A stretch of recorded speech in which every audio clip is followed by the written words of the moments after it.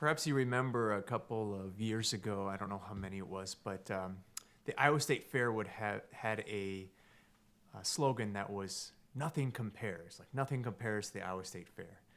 And I've recently in life become more and more of a fan of the Iowa State Fair, and I think in a certain way that's very true. I love the fair, and but in a certain way, I mean, there's something that we know, someone we know, to whom nothing compares.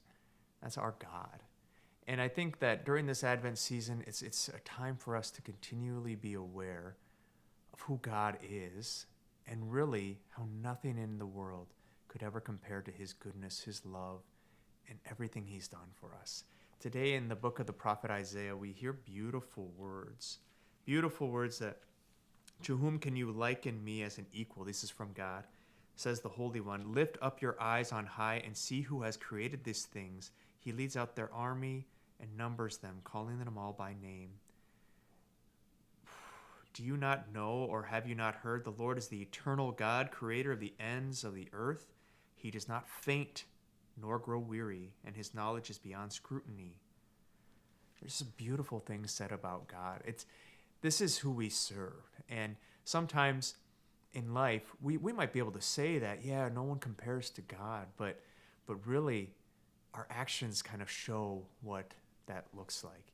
You know, when I was a kid, I'd find, I would do things like, I had like these dream catchers up in my room, and, there's some power in that would keep me from having bad dreams. Or I remember having a rabbit's foot for good luck. And those seem like rather innocuous things, and maybe you're like, yeah, those aren't that bad. But really, whenever we look at something as having power, spiritual power to protect us or to help us, it's sort of saying that God doesn't have that power, or that I need to seek it somewhere else. And when I say that, it's almost like an affront to God to say, like, I'm going to put this in front of you. Nothing compares to him.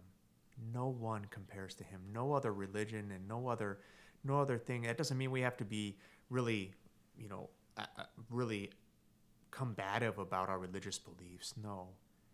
What it does mean is that we don't have to look anywhere else to receive peace, to know love, to really be told who we are, that we are beloved sons and daughters of God.